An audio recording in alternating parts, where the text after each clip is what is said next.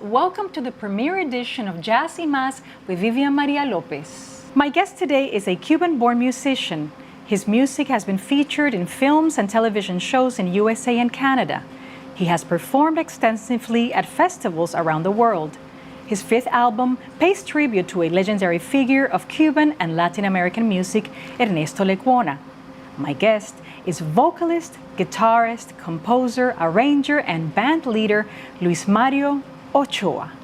Welcome. Thank you so much for having me, Viviam. A pleasure. So you were born in Havana. How was it growing up? Some childhood memories of growing up at that capital filled with music. Well, capital filled with gangs.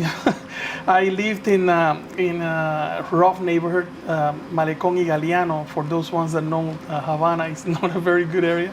But we were living in the third floor, and we grew up there, playing around with the kids from the neighborhood sometimes, and running around. Now at home, there was music all the time. What kind of music did you hear at home? Well, because my father was a musician, great musician, founding member of one of the greatest trio that Cuba has given, Voces de Oro. Yes. For me, the best. I had music all the time at home. We were listening to a station called Radio Enciclopedia, and at night we listened to trios, stations. There was a program in radio that was just for trios, international trios, and they play hymns sometimes there as well. So that was the music that we listened. Good music. Without a doubt. Now your father, Luis Ochoa Sr., again, guitarist, vocalist, just like you. What a great mentor. But I know I am vocalist just like him. It's the other way around. There you go.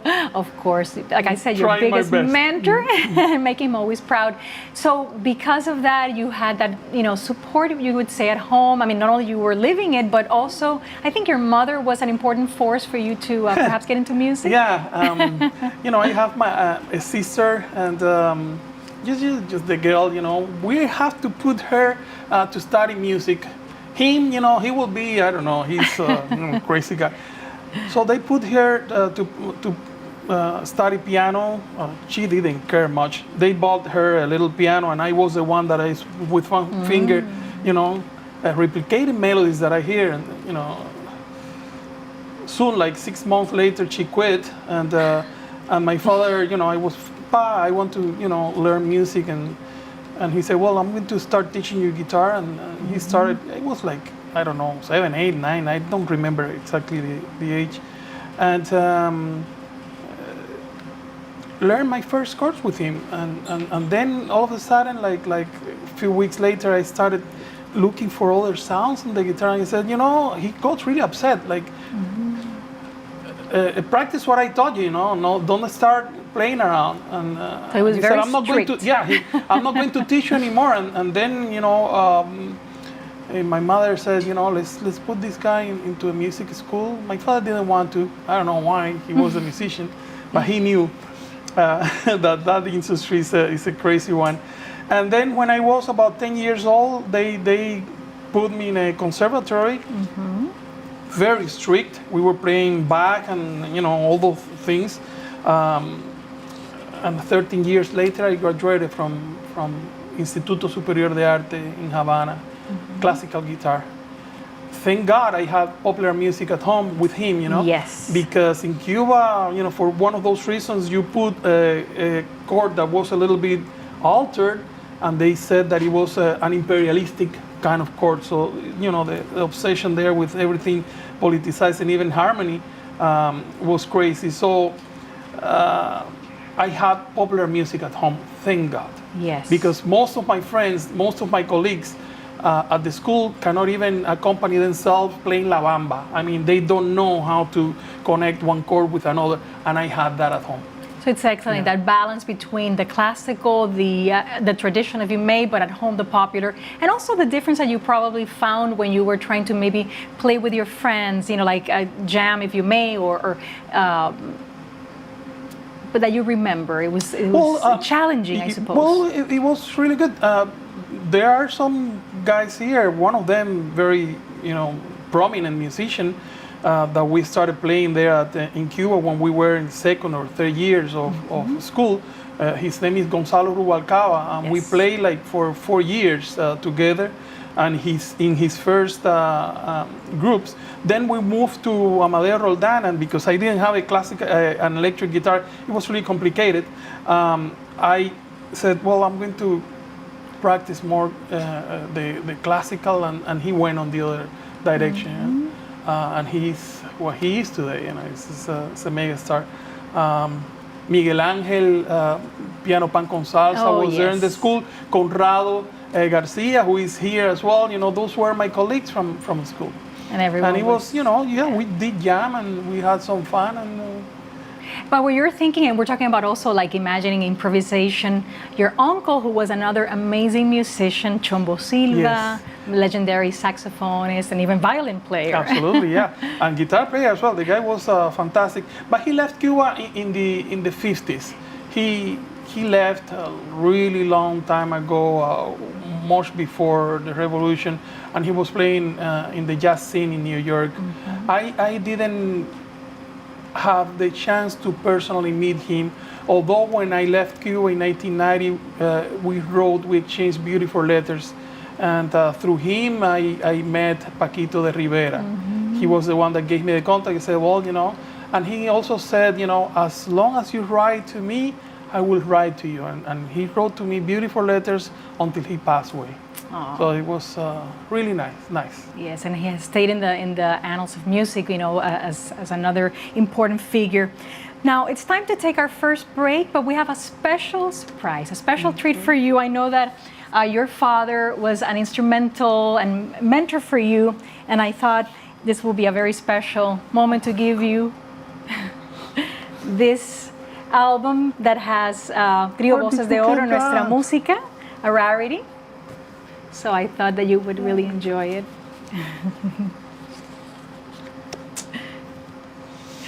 And for you, my friends, we have a very, very special treat as well, right when we come back from this break. Stay with us.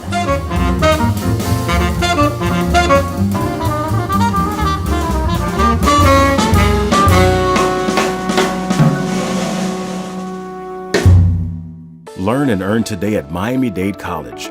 College graduates earn 56% more than high school graduates and $1 million more in lifetime earnings. A degree from MDC is your path to greater earning power and career success. Choose from hundreds of affordable high-tech and in-demand career programs, including cybersecurity, artificial intelligence, business, and nursing. Learn and earn today at MDC and fast-track your career. Enroll now at mdc.edu/purpose.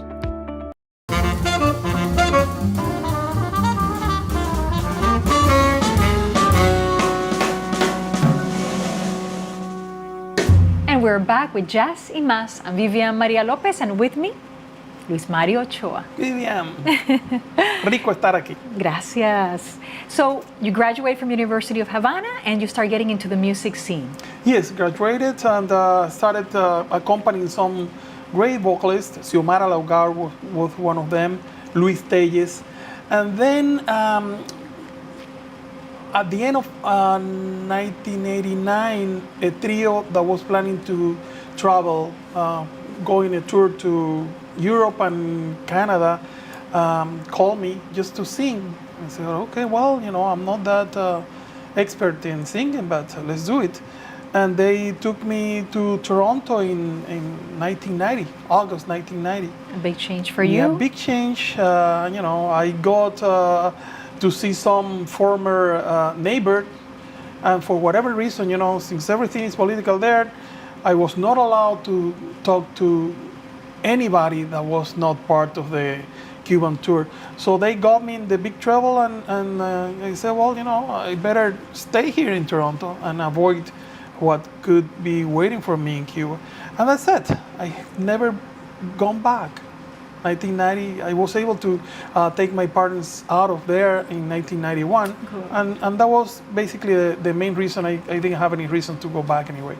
So in Toronto, I started, the music, the Cuban music was zero. I was the first Cuban musician to record an album in Canada. And that happened in 1993, 95, right? 94, 95. And I was teaching basically everybody. People loved it, but it was a hard thing.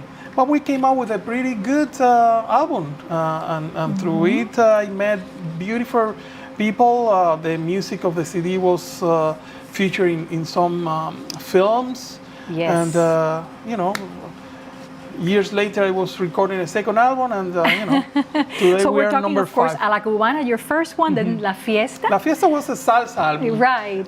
Because, it was hard to play Cuban music in Canada. The Latins there understood salsa. They didn't understand the music of the late 80s and early 90s in Cuba, which was turning into a timba, kind of a Cuban funky music. It was too hard for them. So I had to, follow Q and do a salsa album. It was pretty... Again, it was well accepted. Yeah, well accepted, and it was all my songs, all original material. So, And then, of course, you continued recording, you continued expanding your career. Then comes Cimarrón, in this case, with an all-star band, including some special guests. Yes. But by that time, I said, you know what, I want to do what I want to do, and I had some special guests. Paquito, as I mentioned before, Guido Basso, which is just like a Clark Terry of the flugelhorn in Canada and international. Yes. He played with a big band called Boss Brass. Yes. And he's fantastic, and was my father there. Well, as that was the special touch of that Yeah. album, I would have to say. In fact, that song Alma con Alma with this legendary composer, guitarist also, Juanito Marquez, who's actually The great 93 Juanito years Marquez. old, one of the last living legends. Blessings for him. Yes, completely. And what a special album, because again, the first time that you actually record with your father, Luis Ochoa. Yes, indeed. It was the first one and the last one, unfortunately. It's a beautiful song. It is a is. beautiful song. I just put strings on the arrangement and a beautiful flugelhorn, and I was able to record it here in Miami. We recorded. Yes. In fact, let's the listen song. to some little Yes, bit of absolutely. that That song, would Alma be con great. Alma. Y en un abrazo unirnos y así pedirte que estemos toda la vida, alma con alma, labios con labios. Todo lo que sueño es tan dulce como tú. Sueño con cositas tan lindas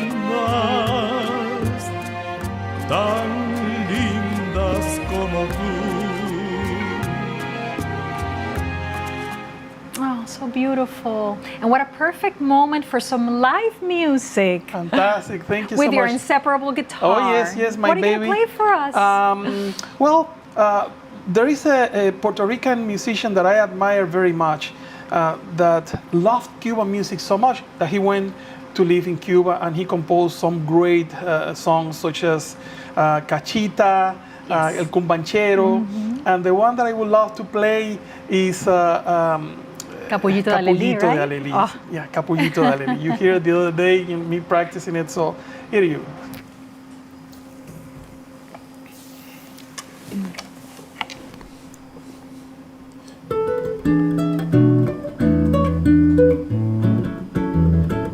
Lindo capullo de Alelí, si tú supieras mi dolor, correspondieras a mi amor y calmaras mi sufrir, porque tú sabes que sin ti la vida es nada para mí.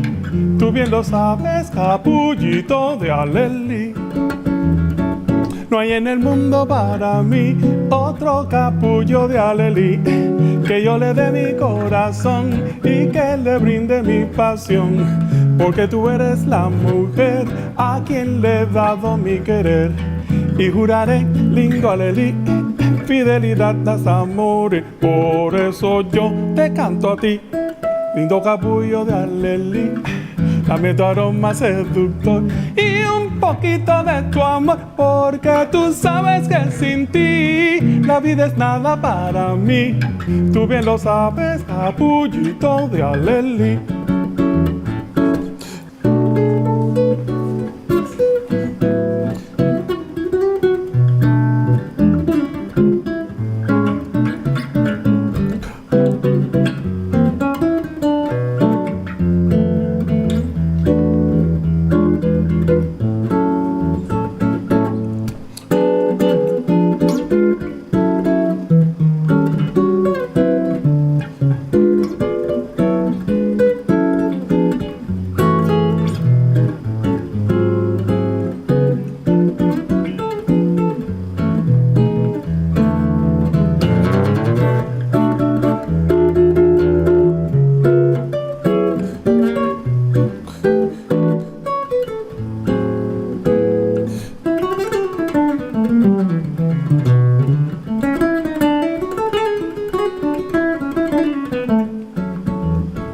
No hay en el mundo para mí otro capullo de alelí, que yo le dé mi corazón y que le brinde mi pasión, porque tú eres la mujer a quien le he dado mi querer, y juraré, lindo alelí, fidelidad hasta morir. Por eso yo te canto a ti, lindo capullo de alelí. Dame tu aroma seductor y un poquito de tu amor, porque tú sabes que sin ti la vida es nada para mí.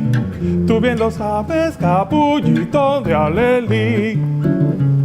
Tú bien lo sabes, capullito de alelí. Tú bien lo sabes, capullito de alelí.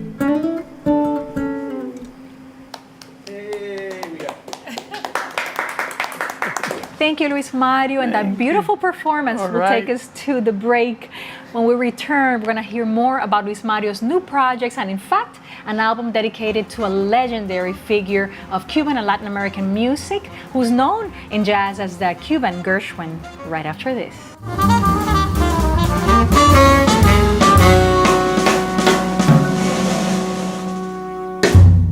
Learn and earn today at Miami-Dade College. College graduates earn 56% more than high school graduates and $1 million more in lifetime earnings. A degree from MDC is your path to greater earning power and career success. Choose from hundreds of affordable high-tech and in-demand career programs, including cybersecurity, artificial intelligence, business, and nursing. Learn and earn today at MDC and fast-track your career. Enroll now at mdc.edu/purpose.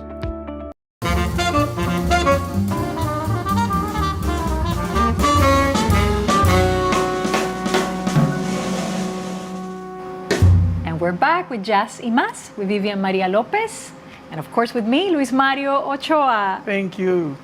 So it's 2008, and now another album is released, Momentos Cubanos. Yes, you know, I had a problem with big bands. The previous CD had 500 musicians, and every time that I wanted to apply for a jazz festival or concert or something, and I said, how many are you guys? Oh, we are 10, 12.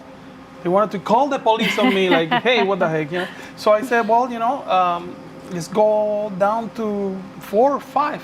And I came up with this album that my wife entitled, Momentos Cubanos. Love it. So it was very, very quiet kind of thing, not the horn ensemble that I was used to work with. But I felt really good because I started doing what I wanted to do, featuring more my guitar, and a great friend of mine, Hilario Duran, as well, Yes. who is on the piano, great pianist. Of course, and I know he's collaborated with you as an Very much, arranger, yes. and he's just magnificent. And it's great about being an independent artist, the flexibility of having, like, you had a quintet, like you're saying, like an acoustic quintet and a sextet, a Cuban sextet, as Exactly. well as even a Latin jazz tentet. Yeah, those are the good things about being independent that can hurt you as well, because they say, where are you? Since record company, everything is just by blocks, they box you really easily. But yeah, being independent, you can do many different projects, and being okay, that's the beauty of being free. Yes, that's the beauty of being free. Now, in addition to the recordings, to your performances, you also went, for example, to New York, to Jazz at Lincoln Center. You've been featured guests for different Yes. projects. Paquito again invited me, who I have played, and thank him so much for helping my career. He invited me to play there in 2008, 2009 actually. And we spent 1 week at DC Coca-Cola Yes. at Lincoln Jazz Center, yeah. Or Jazz at Lincoln Center. Right, correct. Now, another change. 2014 comes, you move to Miami, Yes. and of course you begin with new projects here. Yes. Well, the reason I moved to Miami was, family related related, issues. Yes. So I've been extremely quiet here.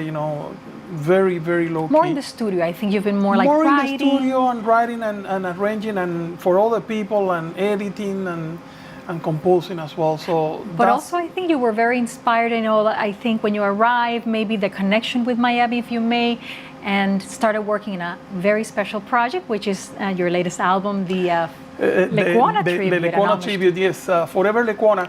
That started with the previous album, Momentos Cubano, where I sang Siboney, which is one of his Yes. iconic tunes. And boy, they were playing that everywhere in Toronto and Canada. Everybody was asking me for that song. It's like, oh my God, So let's do another album of that, just featuring the music of Lecuona.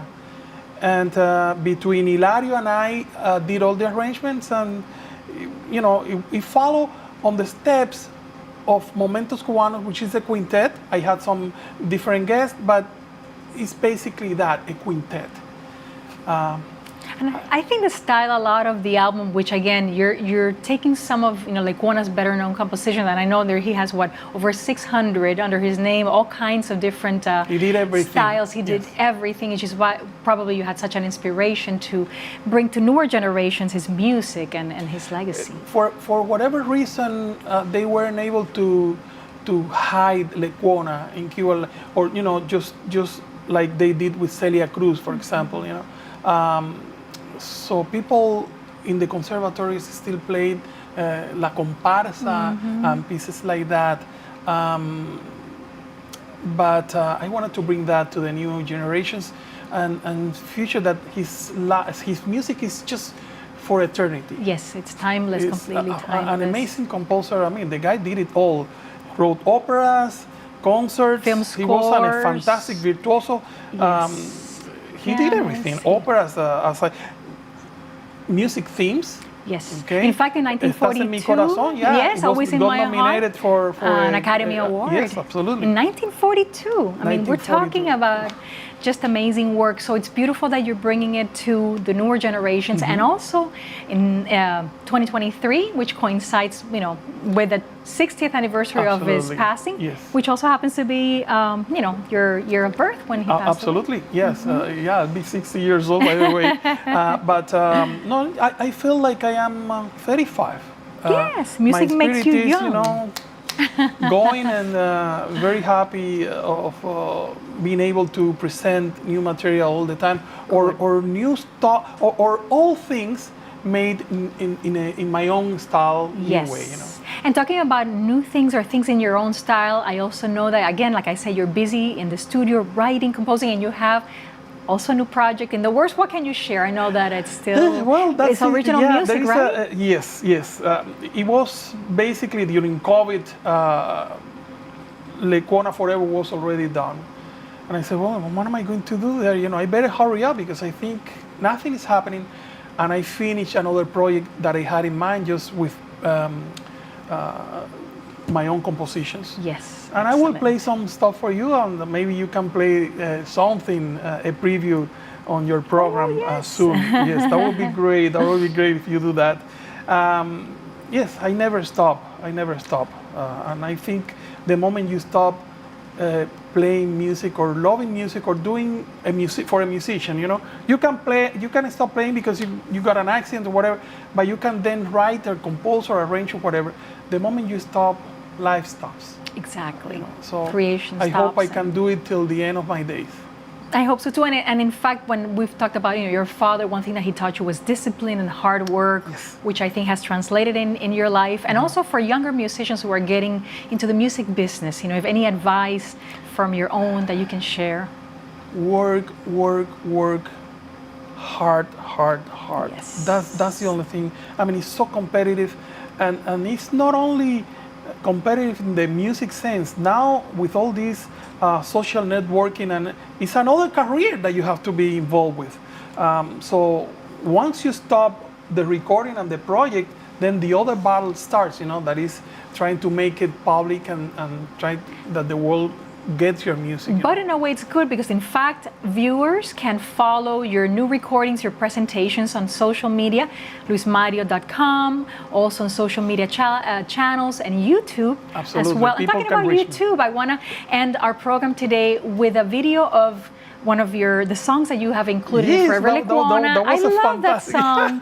Probably not as known because I think, and it's such a lively tune, Chancletera, right? Chancletera, yes. It's a wonderful song, happy tune, and great way to finish the interview. Thank you so much, Vivi, for having me, and hope you keep on growing and like the flower that you are. Thank you, Luis Mario. And friends, it's time for us to say goodbye for now. Until next time, this is Viviam Maria Lopez. Thanks for watching.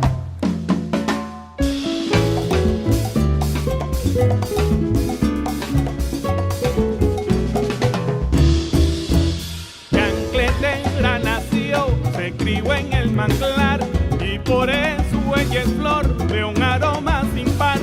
Chancletera llegó y con su alegre chancleta al sonar, pregonando ella va por la calle al pasar. Chancletera es sin par y con sensualidad nos contagia el vivir por doquiera que va. La mulata de risa infinita nos quiere alegrar. Vengan todos a ver cuánta felicidad. La vi con chancleteo hice por allí. Su remeneo no tiene fin. Nos trae la fiebre y el frenesí. Preciosa así. A ver qué puede con esa flor de canela que es la mejor. Ay,